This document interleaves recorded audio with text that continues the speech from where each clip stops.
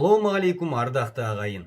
АК-79 менің жерімнің тарихы атты қазақша каналыма қош келдіңіздер. Азамат соғысы мен шетелдік интервенцияның біріккен күштерін жеңгеннен кейін кеңес үкіметінің алдында бейбіт экономикалық құрылысқа көшу керек болды. Сонымен бірге большевиктер қазақ көсемдерінің автономия туралы арманымен де санасу керек екенін айқын түсінді. Сондықтан болар кеңес үкіметі Қазақ автономиялық республикасын құруға дайындық жұмыстарын бастайды. 1919 жылы 10 шілдеде Ленин Қырғыз өлкесін басқару жөніндегі революциялық комитет туралы жарлыққа қол қояды. Бұл жарлықта Кирревкомның негізгі мақсаты қазақ жерінде қазақ автономиясын құруды дайындау деп айтылды.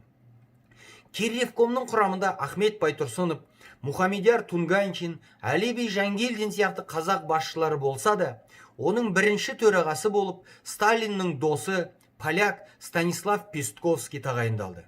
Себебі Сталин мен Ленин қазақ жерлерін қазақтар өздері басқаруға әлі ерте деп санады.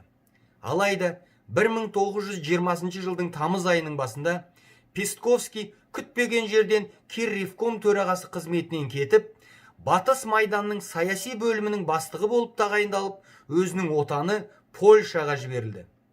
Ал Кирревкомның уақытша басшысы болып Сақыпкерей Жарұлы Арғанчеев тағайындалды. Бұл тарихи сәт еді. Өйткені кеңестік Қазақстан тарихында бірінші рет жоғарғы органның ресми басшысы болып қазақ тағайындалды. Бірақ бүгін өкінішке орай бұл тұлға туралы ештеңе айтылмайды. Ахмет Байтұрсынов пен Әлиби Жангелдиннің қолынан келмеген нәрсеге қол жеткізген Сақыпкерей Арғанчеев деген кім? Бұл адамның тағдыры одан әрі қалай дамыды?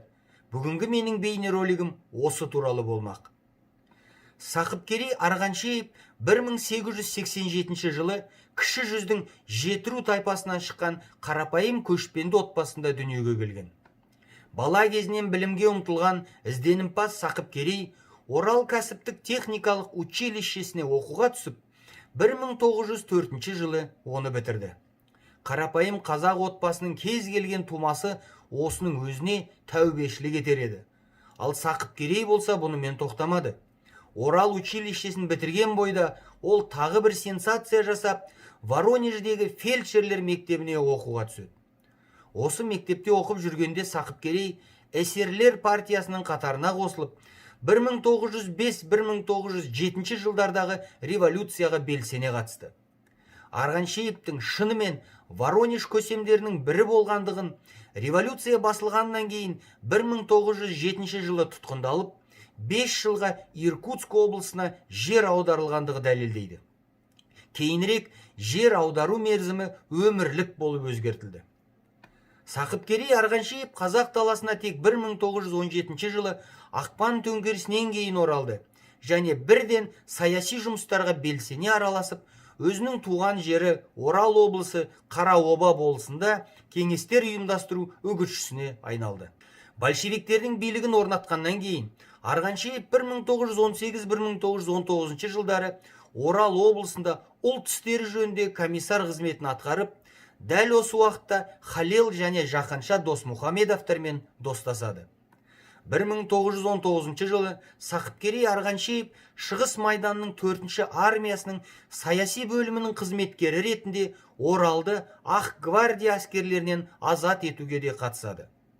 Орал қаласы азат етілгеннен кейін бірден Арғанчеев қазақ жерінің сол кездегі орталығы Орынборға шақырылып, Қырғыз әскери революциялық комитетінің ұлттар бөлімінің бастығы болып тағайындалды.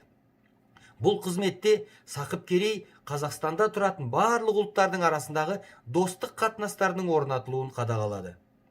Арғанчеевтің бұл бағыттағы жетістіктерінің орасан зор болғаны соншалық, 1920 жылдың басында ол кеңестік Қазақстандағы ең жоғарғы билік органы Кирревкомның мүшесі болып сайланады. 1920 жылы тамызда Арғанчеев Кирревкомы төрағасының міндетін атқарушы болады.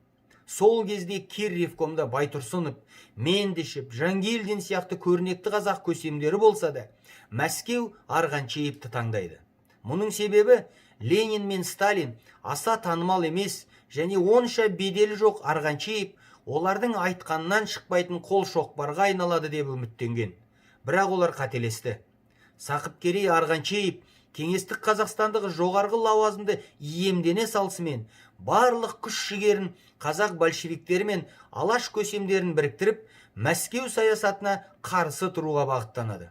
Мысалы, Қазақстан кеңестерінің бірінші құрылтай съезі қарсаңында Арғаншеев өз үйінде Әлихан Бөкейханов, Әлімхан Ермеков, Әліби Жангелдин және Сейітқали Мендешев сияқты қазақ басшыларын жинап алып, оларды съез барысында бір ауыздан дауыс беру арқылы қазақ халқының жағдайын жақсартуға көндіреді.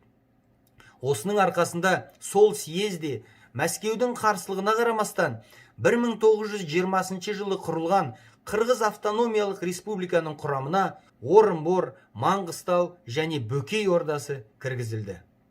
Әрине, Арғаншеевтің бұндай патриотизмі және әсіресе алаш көсемдері Бөкейханов пен Ермековпен достығы Мәскеуге ұнамады. Сондықтан 1920 жылдың тамыз айының соңында Арғаншеев тіпті бір ай жұмыс істемей-ақ Кирревком төрағасы қызметінен алынды. Оның орнына Мәскеу Беларус Виктор Алексеевич Радус Зенковичті тағайындайды.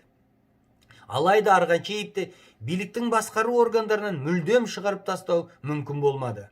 Сондықтан 1921 жылы Сақыпкерей Арғаншеев Қырғыз АССР-ның бірінші әлеуметтік мәселелер министрі болып тағайындалды.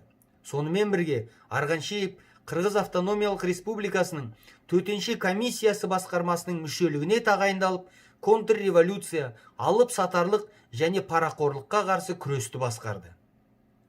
Дәл осы лауазымдарда жұмыс істеген кезде Арғаншеев сол кездегі Қырғыз облыстық партия комитетінің бастығы Георгий Коростелевтің жауапты қызметтерге қазақтарды тағайындамау саясатына қарсы шықты. Арғаншеев жиналыстың бірінде Коростелевтің бетіне қарап тұрып, қазақтар өз жерінде басшы болмаса, онда бұндай билік не керек деп те айтып тастады.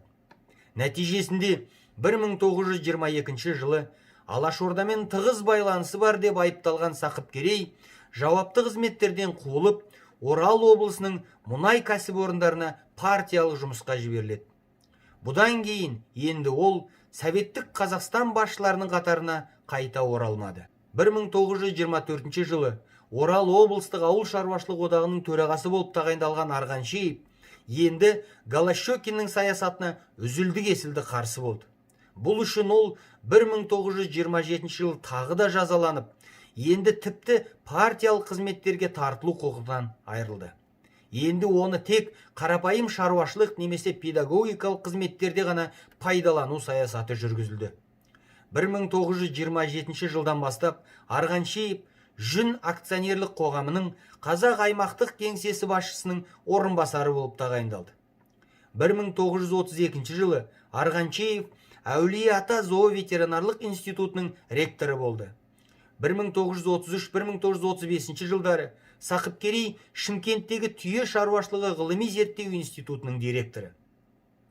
1935 жылдан бастап Арғаншеев Ақтөбе облысындағы темір мал шаруашылығы станциясының директоры еді. Осы қарапайым қызметте жүрген кезде ол 1937 жылы 14 тамызда халық жауы ретінде қамауға алынып, ауыр азаптаулар мен қинаулардан кейін 1938 жылдың 15 ақпанында атылды. Кеңестік Қазақстанның тұңғыш қазақ көсемі болған Сақыпкерей Жарұлы Арғаншеевтің өмірі міне осылай аяқталды. Бұл көрнекті тұлға өзінің туған елі мен туған қазақ халқына қаншалықты пайдалы және әдемі істер жасай алар еді. Бірақ тағдыр басқаша шешіп, ол басқа қазақтың ұлы көсемдерінің ащы да қайғылы тағдырын кешіп, сталиндік репрессияның құрбанына айналды. Бірақ одан да ең күйзелетіні, туған елі мен қазақ халқы үшін жаны мен қанын аямаған Сақыпкерей Арғаншеевтің есімі бүгінде ұмытылғаны. Бұл қазақ көшбасшысының жарқын есімін қазақ тарихындағы құрметті орынға қайтару үшін тіпті ешқандай әрекет жасалмағанның өзі ұят. Сақыпкерей Арғаншеев туралы қарапайым қазақ тұрмақ кәсіби тарихшылар мен тарих пәнінің ұстаздарының өзі білмейді. Сондықтан мен барлықтарыңызды осы видеоны таратуға шақырамын. Өйткені мен қазақпын деп шырылдап өткен Сақыпкерей Арғаншеев қазақтың көрнекті ұлы тұлғаларының қатарынан орнын алу керек, ағайын.